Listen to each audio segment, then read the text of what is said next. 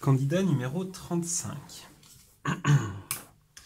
Alors, avant de commencer à lire, on va juste jeter un coup d'œil sur ta copie pour voir un petit peu la qualité de la présentation. Parce que c'est important de faire une bonne première impression sur son correcteur.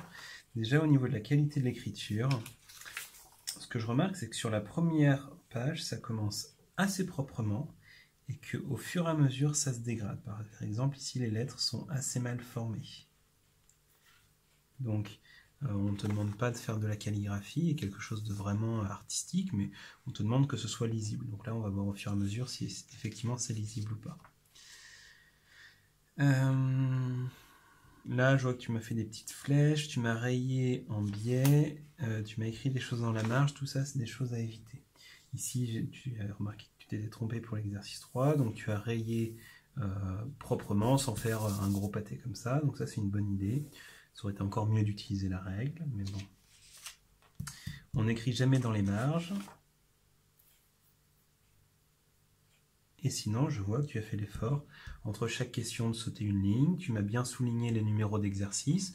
Donc, autant c'est pas très propre, autant ça a l'air bien organisé. C'est quand même ce qui est essentiel. C'est-à-dire qu'on arrive à retrouver l'ordre des différentes questions, etc.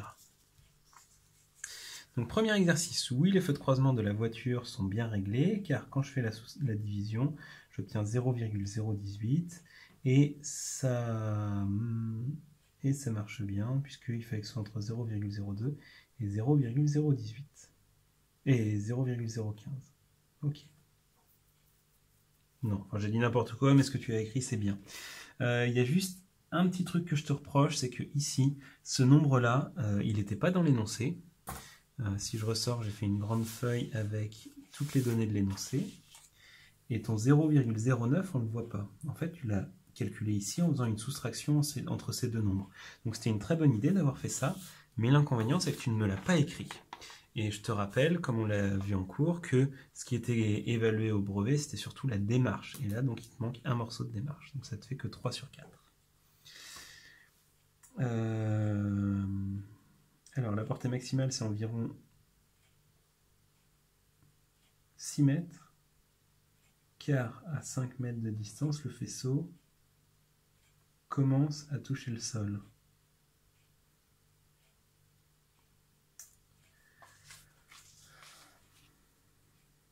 Donc là, on a 5 mètres. Ici, oui, c'est vrai qu'il touche le sol, mais il se prolonge bien après. Donc je comprends pas, ça fait bien plus que 6 mètres, ça. Donc non, c'est pas la bonne réponse. Et moi, j'attendais pas un truc de environ. Moi, j'attendais une réponse précise. Donc avec un calcul, et notamment quand tu fais une figure comme ça, normalement, tu dois vraiment te dire, oh là là, ici, il faut que je fasse un théorème de géométrie. Je sais pas lequel. Ça va peut-être être Pythagore, ça va peut-être être Thalès, ça va peut-être être des réflexions sur les angles, ça va peut-être être de la trigonométrie, mais il y a quelque chose à faire d'important ici. Et donc là, malheureusement, tu n'as pas sauté sur l'occasion, tu ne m'as pas montré que tu maîtrisais tes théorèmes de géométrie et tu le payais assez cher, vu que ça te fait 0 sur 8. Alors, exercice 2. La montée de la mer atteint le quart du marnage durant la 3e et la 4e heure, car un quart de 12, ça fait 12 divisé par 4 égale 3. Donc ça, oui, ça c'est très bien.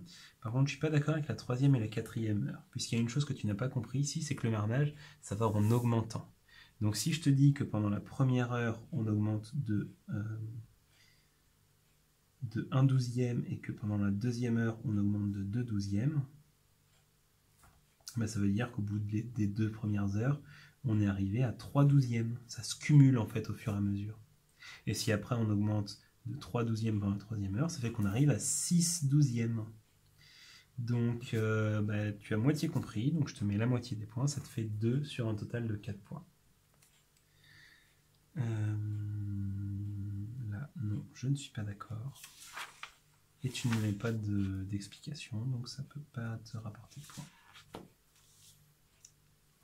Alors, ici, exercice 3, 10 cm de côté. Oui, parce que ça fait ce nombre de carreaux, puisque l'air plus le périmètre... Pourquoi l'air plus le périmètre?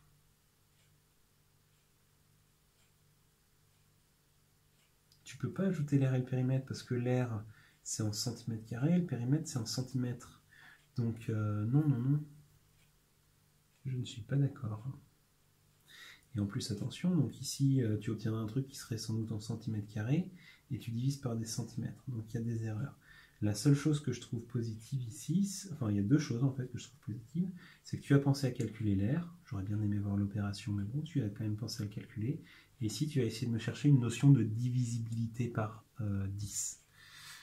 Donc c'était pas exactement comme ça qu'il fallait faire, mais je vais quand même te mettre un point sur les 4. Tu as fait la même chose pour 14 et pour 12 et pour 18, donc tu étais quand même sur la bonne voie. Les tailles possibles de carreaux entre 10 et 20, c'est 10, 12.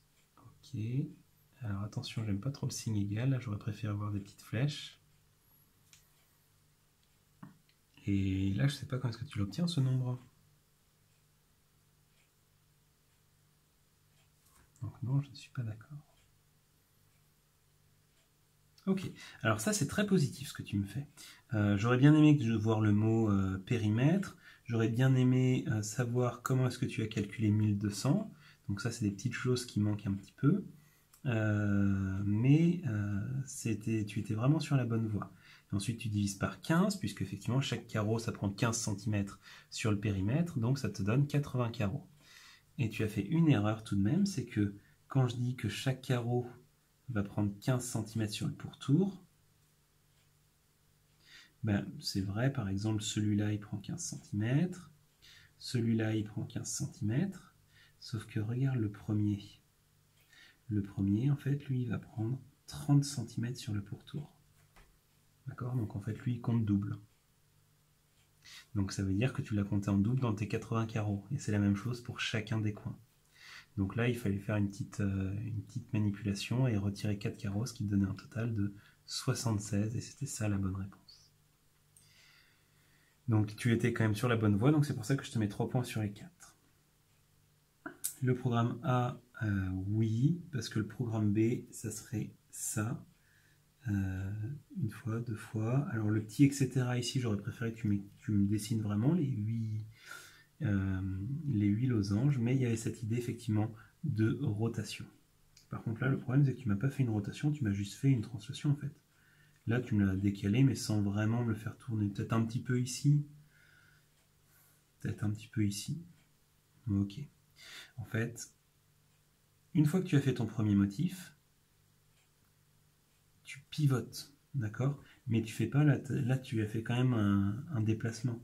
Parce que là, non, c'est tu arrives ici et tu tournes.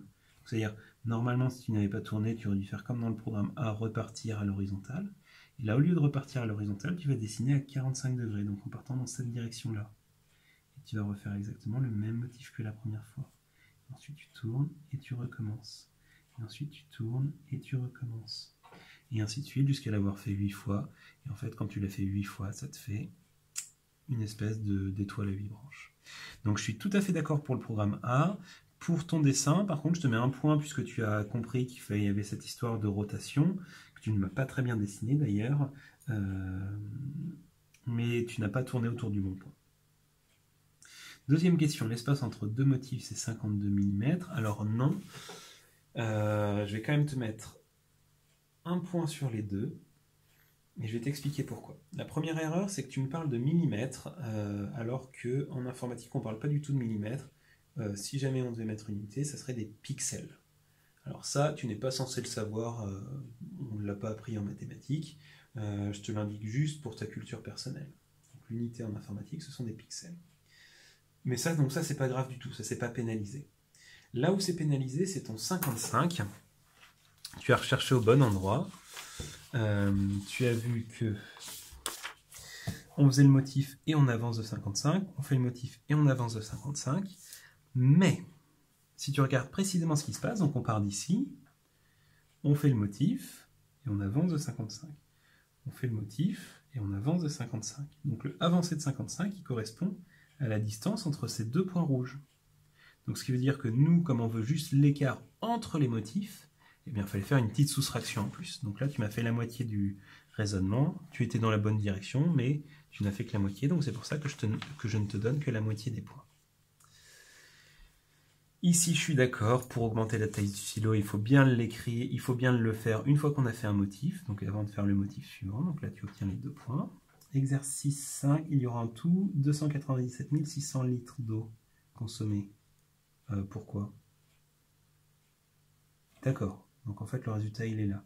Donc en fait il vaut mieux que je commence par lire à partir d'ici et qu'après je dise ça. Donc peut-être que ça aurait été mieux de mettre la conclusion à la fin. Non, je sais pas ce que tu en penses, ça paraît plus logique. Alors, on regarde ça. Un arroseur lâche 200 litres d'eau par jour, car 1 heure égale 0,4 m3, et les arroseurs par jour fonctionnent 2 fois 15 minutes, 30 minutes, c'est la moitié d'une heure, donc tu divises par 2, ça te fait 0,2 m3. Ok, ça fait 200 litres. Et il y a 48 arroseurs, donc 200 fois 48, ça fait 9600, donc 9600 litres d'eau par jour. Et comme le mois de juillet compte 31 jours, on fait 9600 fois 31, ça donne ce résultat-là, oui. Donc c'est-à-dire 297,6 m3. Alors, je vais te mettre tous les points ici, parce que sur le fond, tu as tout à fait raison. D'accord ? Ton raisonnement, il est nickel. Par contre, au niveau de la rédaction, je trouve que c'est vraiment laborieux. D'une part, tes calculs, en fait, ils sont noyés au milieu des phrases.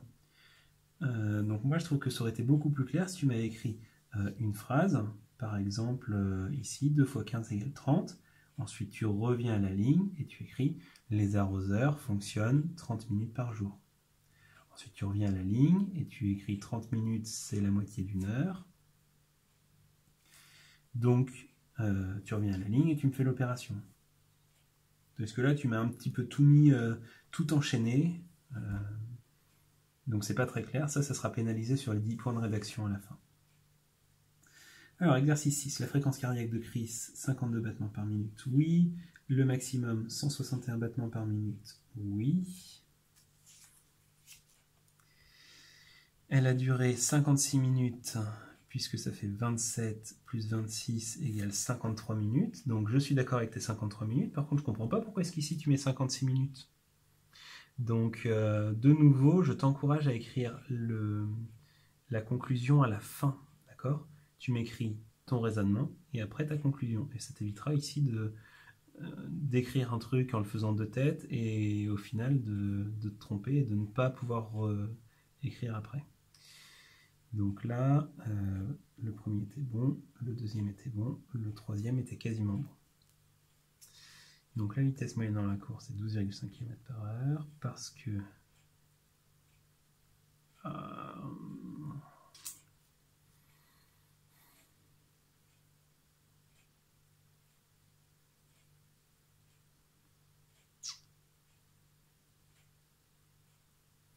là je suis en train de me dire, si jamais tu n'avais pas eu ce résultat dans l'énoncé, c'est-à-dire là on t'a donné 12,5, si jamais tu n'avais pas connu le résultat, comment est-ce que tu aurais fait?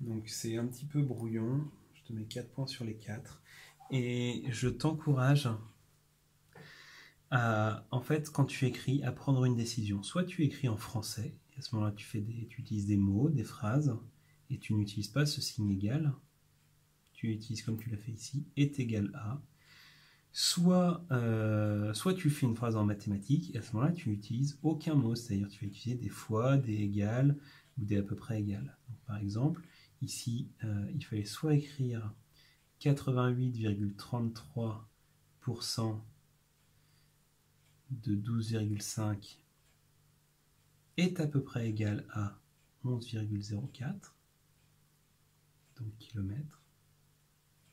Soit il fallait que tu me fasses une phrase complète, donc 88% de 12,5 est égal à environ 11,04 km.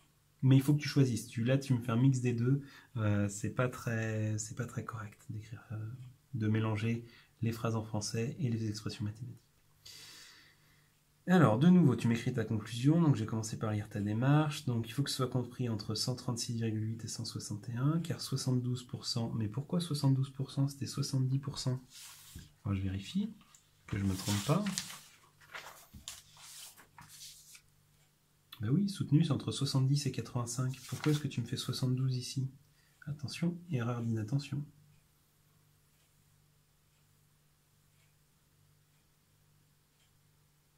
Donc, erreur d'inattention, pour autant, alors ça commence à être vraiment difficile à lire, mais c'est correct ce que tu me fais ici. Donc, je te mets les 4 points, même si, ici, tu t'es trompé en recopiant l'énoncé. Et attention, par contre, ça fait plein de fois que tu m'oublies les unités. D'accord ? Dès que tu écris un nombre, il faut que tu te poses la question, est-ce qu'il y a une unité ? Par exemple, ici, il y a une unité. Ici, il y a une unité. Alors attention, je viens de dire, dès que tu écris un nombre, non, par exemple, à l'intérieur d'un calcul, on ne met pas les unités. Par contre, sur le résultat, il faut mettre les unités. Ici, tu l'as mis, ici, tu l'as mis, ici, tu l'as mis, c'est très bien. Il y a certains moments donnés où tu oublies de me l'écrire. Donc, attention, attention. Exercice 7, le résultat c'est 4, parce que moins 2 au carré ça fait 4. Attention, tu oublies les parenthèses ici. Tu obtiens moins 33, donc tu oublies les parenthèses, et cette fois-ci, il n'y a pas l'énoncé pour te rappeler que c'est un plus. Donc je te rappelle moi que moins fois moins ça donne plus, sinon le reste c'est cohérent.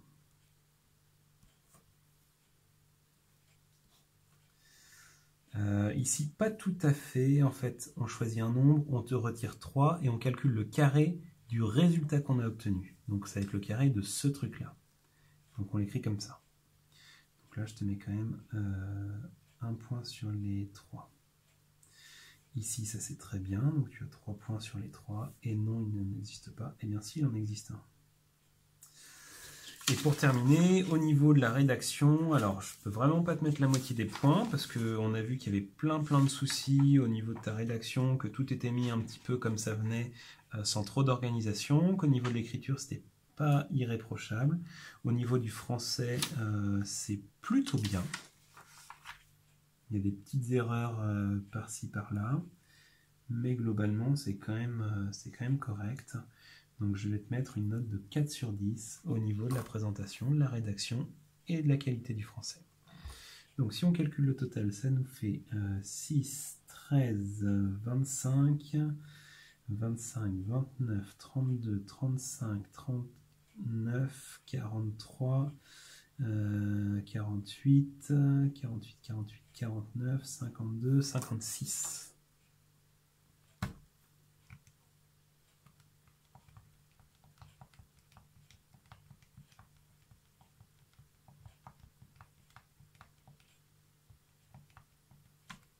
C'est ça.